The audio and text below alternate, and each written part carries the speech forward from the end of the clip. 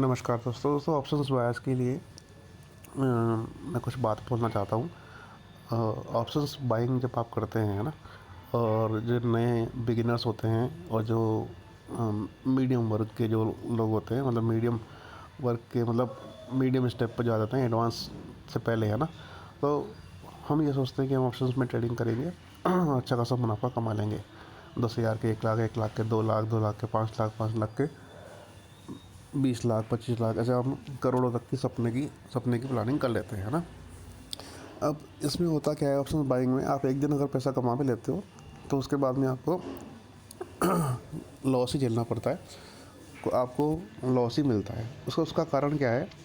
Discipline तो एक अलग बात हो गई, डिसिप्लिन तो रहना चाहिए, लेकिन लगता ही है जैसे ऑप्शन बाइंग होती है तो आपको क्या लगता है कि एक दिन अगर मार्केट बढ़ गई तो फिर आप नेक्स्ट डे या उसके नेक्स्ट डे क्वांटिटी साइज़ को इंक्रीज़ कर लेते हैं और अपना एसएल जो है 2-3 बार, 5 बार, 6 बार ले लेते हैं, है ना।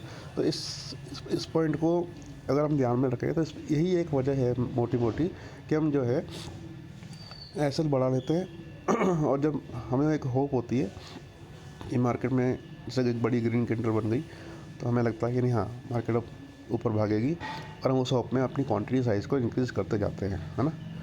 और उसी दिन के लिए हम फिक्स हो जाते हैं इंटरडे के लिए, और उस इंटरडे में जब हम काम करते हैं तो हमारा अच्छा खासा लॉस हो जाता है जो हमने पिछले कुछ वीक में कमाया होता है।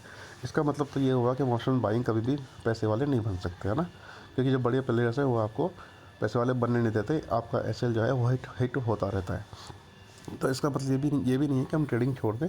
ट्रेडिंग करने का एक तरीका होता है, ट्रेडिंग को किस तरीके से किया जाए, क्योंकि हर हर दिन जो है एक समान नहीं होता, इसलिए हमें उस चीज़ को ध्यान रखना पड़ता है।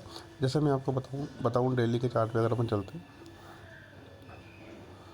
डेली के चार्ट पे एक दिन पहले ग्रीन कैंडल बनी थी, उसके बाद में 2 दिन मार्केट ने पॉज ले लिया, है ना। अब इस दिन मार्केट ने देखो क्या किया,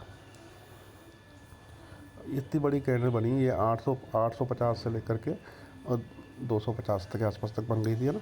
250 मान लेते हैं, तो 400 पॉइंट के आसपास की ये कैंडल बनी और उसके बाद में मार्केट ने पॉज ले लिया। अब यहाँ पे सबको ये उम्मीद थी कि मार्केट एक अच्छी खासी ग्रीन कैंडल दोबारा से बनाएगी, लेकिन मार्केट ने क्या किया, सबको लॉस दे दिया, है ना।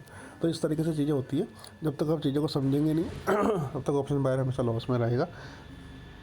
प्रैक्टिकल चीज़ों को आप खुद भी एनालिसिस कीजिए, एनालिसिस करने के बाद में जो है उसको अपनी क्वांटिटी साइज़ को फिक्स करके चलिए। ठीक है दोस्तों, if you like my video can subscribe my channel. Channel भी है, टेलीग्राम चैनल भी है, दोनों को लाइक सब्सक्राइब कर सकते हैं। अच्छी अपॉर्चुनिटी के बारे में मैं आपको बताता रहता हूँ और हम करते रहते हैं। और कुछ कमेंट हो तो कमेंट में कुछ बता सकते हैं, आपके जो भी व्यूज़ हैं आपके आप कमेंट कर सकते हैं। Thank you so much.